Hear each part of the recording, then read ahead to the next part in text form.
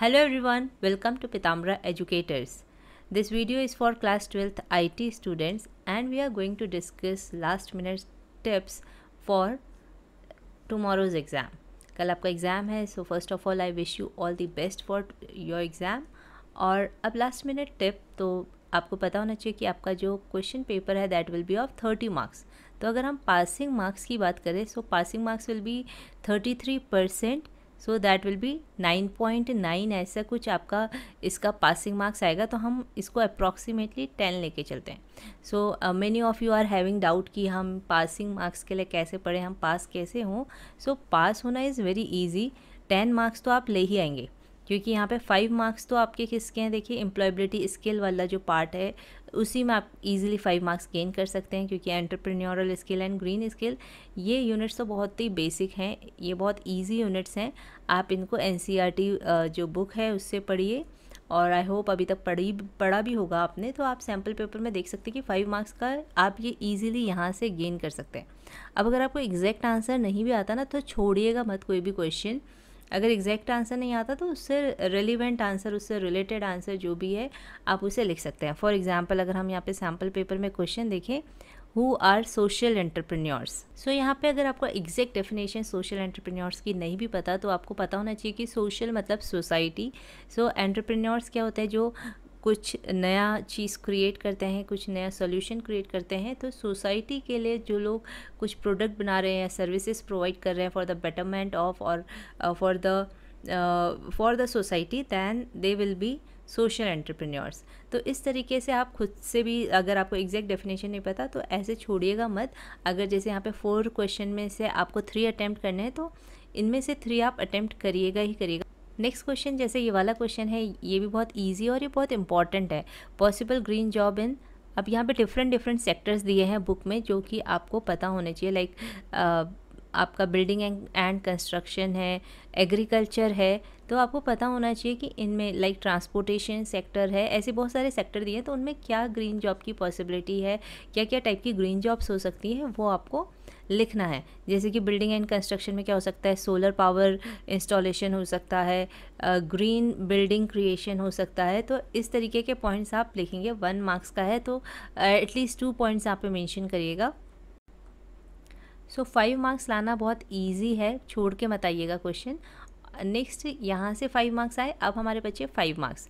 तो 5 मार्क्स जो है वर्क इंटीग्रेटेड लर्निंग IT, इससे भी जो क्वेश्चंस है बहुत इजी आए हैं। आप देख सकते हैं कि ये यूनिट ही बहुत इजी है, जिसमें कि है कि application of database in a particular sector, फिर आपको टेबल के कॉलम्स बताने हैं, उसका डेटा टाइप बताना है, जो आप पहले भी पढ़ चुके हैं। कॉलम क्या होते हैं, डेटा टाइप कैसे उनके करते हैं SQL वाले में।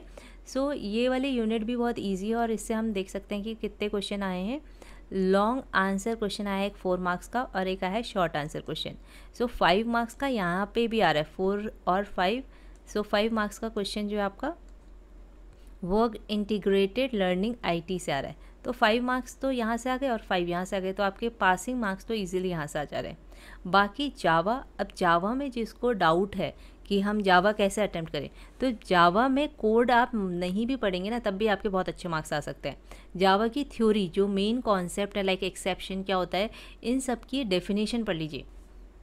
What is exception, what is thread, what are constructor, what is class, what is object, what is java bytecode, what is java interpreter। जो भी चीज़ें आपकी है आपके सिलेबस में, लाइक रैपर क्लास, इन सब की ना आपको डेफिनेशन पता होनी चाहिए। Do while loop, while loop, तो अगर जैसे डिफरेंस भी पूछा जाता है कि what is the difference between while loop and do while loop, तो अगर आपको डिफरेंस नहीं एग्जैक्टली पता है, आपको डेफिनेशन पता है, आप दोनों की डेफिनेशन लेके आ जाएंगे तो भी आपको मार्क्स मिलेंगे, क्योंकि वो भी तो डेफिनेशन है। ऐसे ही क्लास ऑब्जेक्ट की आपको डेफिनेशन पता होनी चाहिए, तो ईजिली आपके 15 to 20 मार्क्स आ जाएंगे अगर आपने थ्योरी पढ़ी है। And again I am repeating कि कोई भी क्वेश्चन छोड़ना नहीं है। जैसे कि ये है फॉर लूप, तो अगर आपने थ्योरी पढ़ी है कि फॉर लूप हम कैसे लिखते हैं, और आपको एग्जैक्ट इसका नहीं समझ में आ रहा है कि ऑड नंबर कैसे करेंगे, तो जब यहाँ पे फॉर लूप लिखने को बोला है, फॉर डिस्प्लेइंग ऑड नंबर्स। तो अगर आप इतना भी करके आएंगे ना, फॉर जैसे ये 3 मार्क्स का है तो ऑब्वियसली ये ब्रेक होगा कि अगर स्टूडेंट ने फॉर लिखा है, देन इनिशियलाइजेशन किया है, कंडीशन लिखी है, पैरेंथेसिस लिखा है, तो इसके भी कुछ मार्क्स मिले ना, तो एटलीस्ट 1 मार्क्स मिल जाएगा अगर आप इतना भी लिख के आ जाते हैं।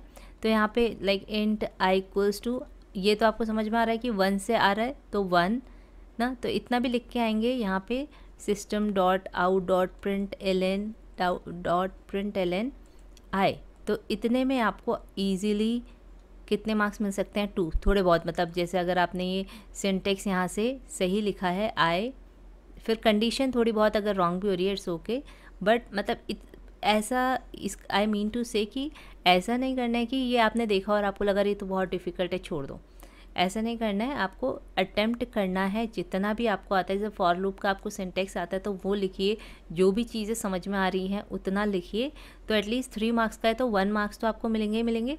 सो in this way you will gain marks easily. बहुत सारे ऐसे भी कमेंट्स आ रहे हैं कि मैम हम लास्ट मिनट में पढ़ रहे हैं तो क्या पॉसिबल है कि हम पास हो जाएं।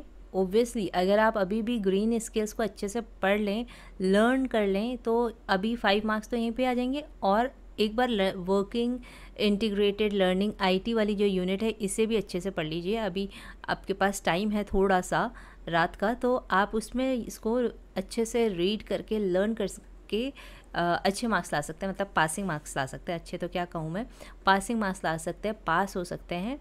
ग्रीन ये एम्प्लॉयबिलिटी स्किल्स और this work integrated learning IT वाली यूनिट्स को पढ़ के पास हो सकते हैं। पर उसके लिए फिर आपको अच्छे से पढ़ना है कि उसमें से कोई भी क्वेश्चन आए तो आप अटेम्प्ट कर सकें, क्योंकि अपने मन से भी जब हम डेफिनेशन बनाते हैं तो बहुत बार रॉन्ग हो जाता है।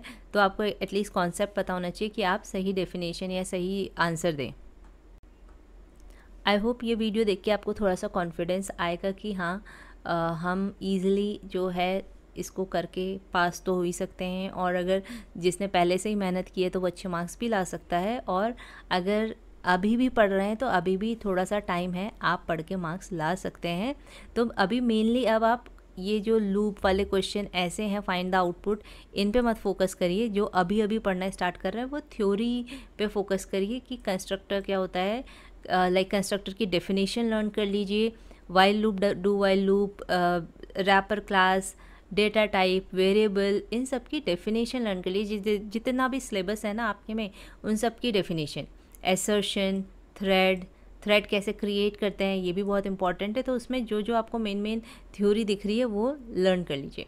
So this much in this video. I wish you again good luck for your exam and thank you for watching this video.